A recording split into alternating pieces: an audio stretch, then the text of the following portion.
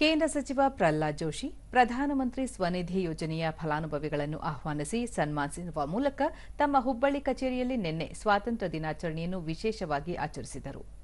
PM Svanidhi ಫಲಾನುಭವಿಗಳಲ್ಲಿ ಒಬ್ಬರಾದ ಕಲಘಟಕಿಯ ಪಾದರಕ್ಷೆ ತಯಾರಿಸುವ ಕುಶಲಕರ್ಮಿ ಶಂಕರ ಗಬ್ಬೂರು ಅವರಿಂದ ರಾಷ್ಟ್ರಧ್ವಜಾರೋಹಣ ನೆರವೇರಿಸಿದ್ದು ವಿಶೇಷವಾಗಿತ್ತು.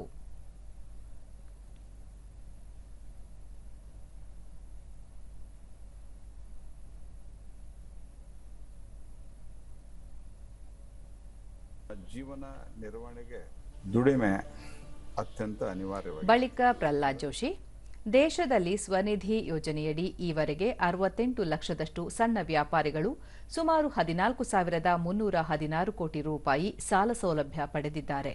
ಧಾರವಾಡ ಲೋಕಸಭಾ ಕ್ಷೇತ್ರದ ವ್ಯಾಪ್ತಿಯಲ್ಲಿ 29,586 ಫಲಾನುಭವಿಗಳು ಈ ಯೋಜನೆಯಿಂದ ಲಾಭ ಪಡೆದಿದ್ದಾರೆ ಎಂದು ವಿವರಿಸಿದರು.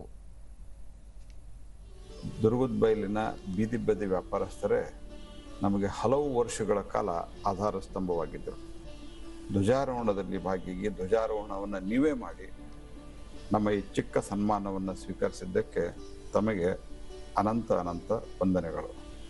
ಮತ್ತೊಮ್ಮೆ ತಮಗೆ ತಮ್ಮ ಕುಟುಂಬಕ್ಕೆ ಸ್ವಾತಂತ್ರ್ಯೋತ್ಸವದ ಹಾರ್ದಿಕ ಶುಭಾಶಯ. ಭಾರತ್ ಮಾತಾ ಕಿ ಜೈ. ಒಂದೇ ಮಾತರಂ. ಇದಕ್ಕೂ ಮುನ್ನ ದೆಹಲಿಯ ತಮ್ಮ ಗೃಹ ಕಚೇರಿಯಲ್ಲಿ ಅವರು ಸ್ವಾತಂತ್ರ್ಯೋತ್ಸವ ಧ್ವಜಾರೋಹಣವನ್ನು ನೆರವೇರಿಸಿದರು. ಇದೇ ವೇಳೆ ಕ್ರಾಂತಿವೀರ ಸಂಗೊಳ್ಳಿ ರಾಯಣ್ಣ ಜನ್ಮದಿನದ ಪ್ರಯುಕ್ತ ಸ್ವಾತಂತ್ರ್ಯ ವೀರನ ಭಾವಚಿತ್ರಕ್ಕೆ ಪುಷ್ಪನಮನ ಸಲ್ಲಿಸಿದರು.